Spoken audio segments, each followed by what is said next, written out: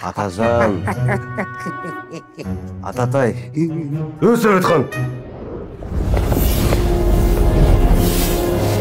Әміріңе қолдық құжайым.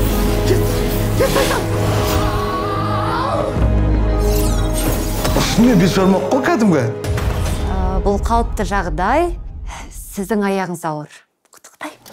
Рас па? Бұрын бұдай. Не мынандай. Жоқ. Мынандай да жоқ дейсің. Бізге бизнес-план керек. Алда мен айтқан бизнес-план ше. Дос бол. Мұрадан джин тауып алам деген бизнес-план емес. Шық.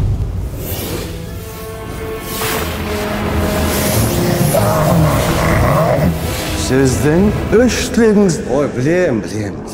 Опыт бар. Алматының пробкасын жоққа жіберсем бекен. Бүкіл халықтың кредитін жауып тастасам бекен. Төреғали ағамыздың табасын қайтарып берсем бекен. Мен ана ақыл...